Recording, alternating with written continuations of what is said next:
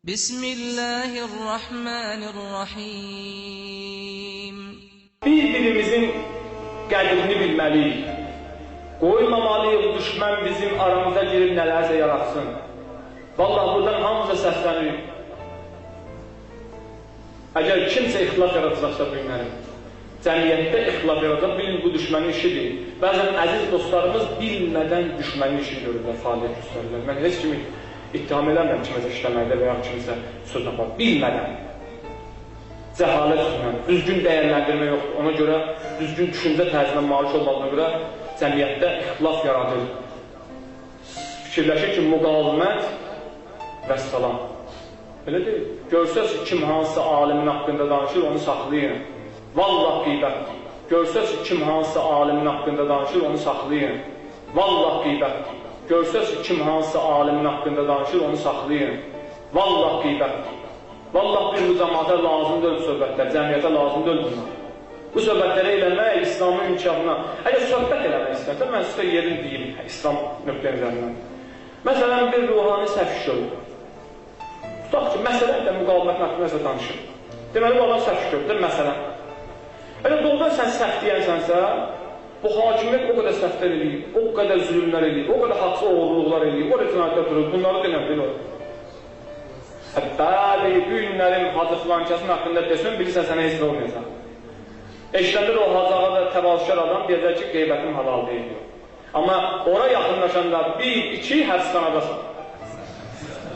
O sayfələmdir adam. Gəl, insafla yanaşalım məsələlərə.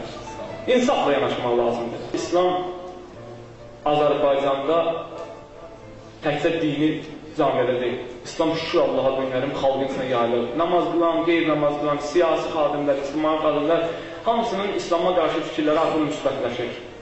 Belə bir dönəmdə kimsə gələ ixtilaf yaradar, kimsə gələ digər insanlara mane ola İslama gəlmələri üçün. Çünki insanlar görəndə ki, burada ixtilaflar qasırlar. Belə bu günlərin, məsələn, müxalifətin içində ixtilaf var, İslamın içində ixtilaf var. Nə fərq olur bunlarla? Amma İslamın əsas şüarı budur, vəhdət. Da İmam Əli əleyhissalamın o özəsi yoxdur ki. Peyğəmbər təyin eləmişdi onu özündən sonra xəlifə, imam. 25 il Allaha görə səbr edir, vəhdət olsun İslam üçün. Əgər İmam Əlini sevirsənsə, İmam Əlini yoluna get, vəhdəti qoruq. Şükür Allah, mübarizə aparır, mübarizə gedir, müqavimət də gedir, həbsdəkilərin heç kim onların danışmanın izzətini aradan apara bilməz, çünki izzəti verən Allahdır onlara, Allah verir izzəti. Sən bilsən ki, sənə Allah izzət verib, narahat olma. Kimsə səni tənqid eləməyini, sənin izzəti aradan aparmaz. Əksinə, onun üçün dua edir. Onun üçün dua edir. Ola bilər doğrudan da tamam başqa sözlər gedib ona çatdırıblar kimlərsə. Düyünləri bizim aramızda da var, ola bilər burada da var. Bax, onların işidir o. Gedir o ruhani o söz çatdırır, bu ruhani bu söz çatdırır, o ruhanidən bir söz alır, bu ruhanidən bir söz alır, orada ixtilaf. Onların işi budur, sənin də işin vəhdətdir, birlik. Onların işi dağıtmaqdır, şeytani işdir, sənin işin birləşdirməkdir. Sən birləşdirdi funksiyanı daşımalısan, o dağıcı funksiyanı daşımalısan. İndi nə qədər hansı müvəffəq olacaq, o bizlərin asılıdır. Əgər şeytan yolun gələnlər qələbə çalsa, vay qalmaz. Çünki şeytan Allaha vədə verir.